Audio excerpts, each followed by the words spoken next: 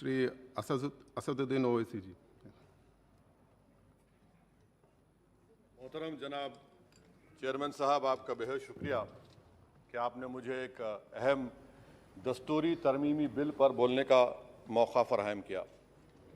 मोहतरम चेयरमैन साहब, मैं आपकी जानिब से बरसर इख्तिदार जमात को मुबारकबाद देना चाहता हूँ कि आज उन्होंने जो दस्तूरी तरमीमी बिल को लाया है, आप शाबानों के उस कानून के लाने के नक्श कदम पर चल रहे हैं।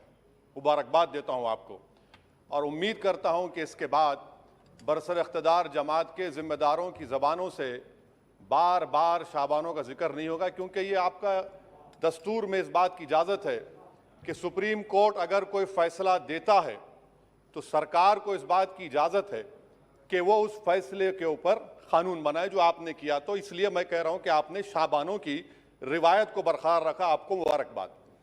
दूसरी बात यह है जनाब चेयरमैन साहब के बड़ी बड़ी बातें हुई कि ओबीसीज के लिए सरकार है। मैं इसको डिस्पेल करता हूं, एक्सपोज करता हूं। ये सरकार ओबीसीज के लिए नहीं है। क्यों नहीं है? National commission of scheduled caste, national commission of scheduled tribe जो है 338B में उनको जो इख्तियार दिया गया है वो प्लान एंड पार्टिसिपेट करने का। आप ओबीसी में एनसीबीसी करने के खाली एडवाइस करना, यहां पर प्लान और पार्टिसिपेट है ही नहीं। तो ये आपका एक्सपोज करता है आपकी हिपोक्रेसी को और आपकी मुनाफिकत को।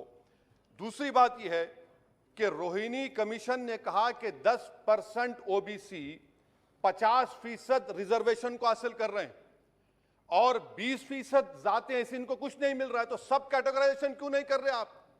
अगर आप ओबीसीज के लिए हैं तो उन मखसूस कास्ट के लिए आप हैं, आप तमाम ओबीसीज के लिए नहीं है। ये आप ही का रोहिणी कमीशन ने आया है। तो सब कैटेगराइजेशन आप करेंगे नहीं करेंगे? तीसरी बात यह है कि सर ये कैसा बात है कि अगर रियासत तेलंगाना में जो मुसलमानों की बैकवर्ड कास्ट है उनको रिजर्वेशन मिलता है मगर सेंट्रल लिस्ट में उसका जिक्र नहीं होता।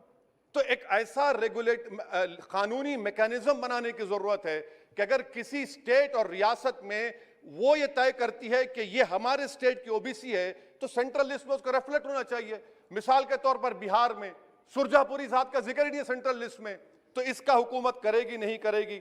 चौथी बात यह है कि आप क्यों डर रहे हैं? नरेंद्र मोदी की सरकार क्यों डर रही है? 50% को क्रॉस करिए ना। जब प्यार किया तो डरना क्या, तोड़ जाइए 50% को। क्यों 50% को डर रहे हैं आप? जो 50% है उनको 27%, जो 20% है उनको 50%। तो आपकी मोहब्बत ओबीसी से नहीं है, आपकी मोहब्बत उनके वोट से है और आपका दिल उन 20% के लिए धड़कता है जिसके लिए आपने 50% तहफ़्फ़ुज़ रिजर्वेशन दी है। यह आपकी हकीकत है।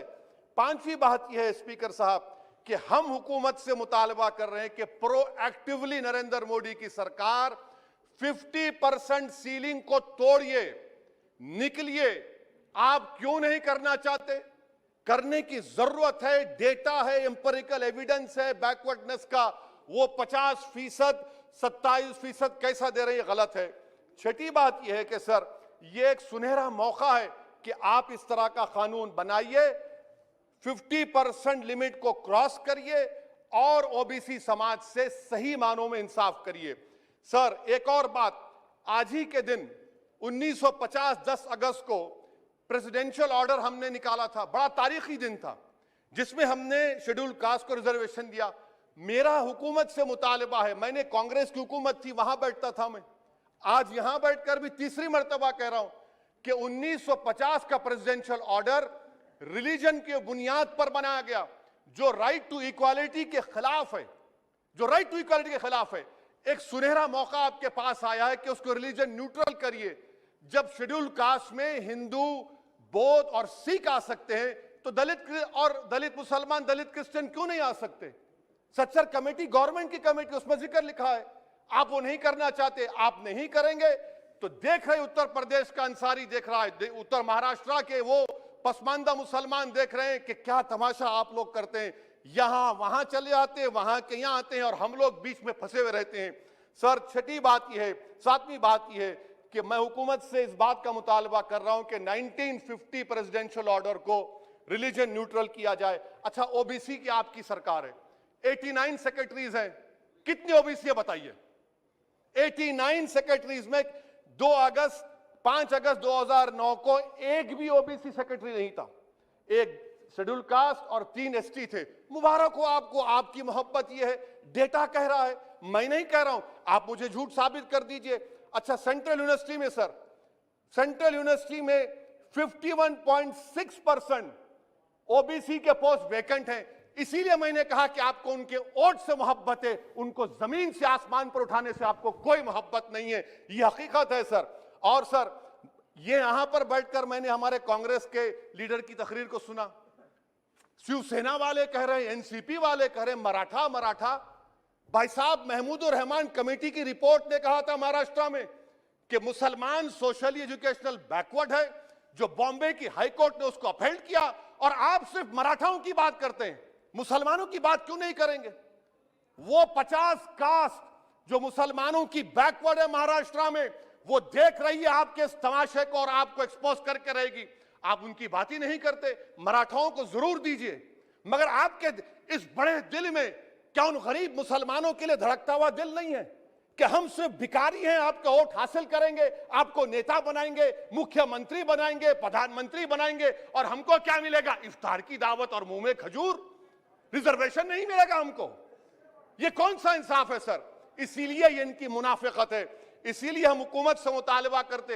अच्छा, हैरत की बात यह कि सुप्रीम कोर्ट के जिस फैसले को ओवरकम करने के लिए यहां पर यह बिल लाया गया, सुप्रीम कोर्ट ने कह दिया कि मराठाओं के बारे में सोशली एजुकेशनल बैकवर्डनेस नहीं दिख रहा है। आप कैसे दिखाएंगे बताइए? ये महाराष्ट्र के 50 मुसलमान बरादरियां देख रही हैं। इसीलिए हम हुकूमत से कहना चाहते हैं कि, और मोदी सरकार से, कि आप ओबीसीज के अपलिफ्टमेंट के लिए नहीं हैं, आप मजलूम के साथ नहीं हैं, आप कमजोर के साथ नहीं हैं, आप बेरोजगार के साथ नहीं है।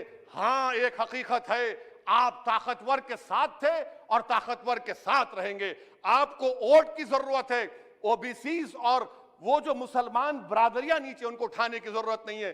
स्पीकर साहब, ये बिल यकीनन अच्छा है, मैं इसकी तायीद करता हूं। और गालिब ने बड़ा खूब कहा था कि ये जो तमाशा मैं देखता हूं कि बजीचे अतफाल है, दुनिया मेरे आगे, होता है सब शब रोज, तमाशा मेरे आगे। शुक्रिया सर।